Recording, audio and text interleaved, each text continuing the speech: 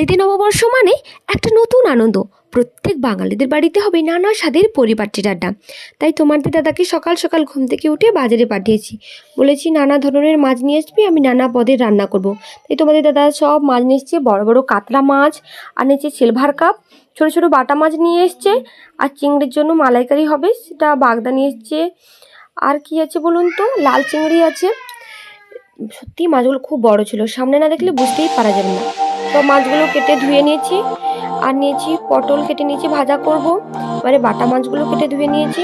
সব দেখানো সম্ভব নয়, কারণ আমাকে অনেক রান্না বান্না করতে হবে। তাই কিছু কিছু আমি দেখাচ্ছি ছোটো ছোটো ভিডিও করে। এবার আমি সব মাছগুলো ভেজে নেব। সব মাছ ভেজে নিয়েছি আমি। এবারে মোটামুটি সব রান্না করেই আমি আপনাদেরকে দেখাচ্ছি। এটা হচ্ছে চিংড়ি মাছের মালাইকারি করেছি।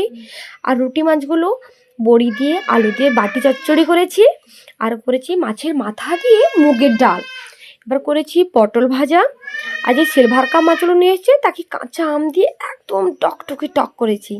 আর লাল চিংড়িগুলো পুইরাটা লাউ আলু দিয়ে ঘন্ট। কাতলা মাছ আলু খাম দিয়ে ঝোল। মোটামুটি সব রান্নাগুলোই করে নিয়েছি। এবারে আমি দেখাবো কয়েকটা জিনিস। এবারে আমি পাঁপড়ও ভেজেছি, আর সুন্দর সে ফুল বড়ি হয় না, সেগুলো ভেজেছি। ওগুলো সব পেপারের ভিতর কিছু দেখাতে পারছিলাম না। এবারে আমি একজনকে আমন্ত্রণ জানিয়েছি, সেটা হচ্ছে আমার ভাইয়ের শ্বশুরকে। ওনাকে আমি ডেকেছি আজকে, কারণ নববর্ষে একজনকে খাওয়াতে হয় অতিথি হিসেবে। তো ওনাকে আমি আজকে ডেকেছি, তো খেতে বসিয়েছি ওনাকে। উনি তো সত্যি দেখে অবাক যে এত পদে রান্না করেছো আজকে। উনি সত্যি খুব খুশি হয়েছে। এবার খাওয়া দাওয়া করি। আজকের মতো টাটা, বাই বাই। কালকের আসবে একটা নতুন ব্লগ নিয়ে।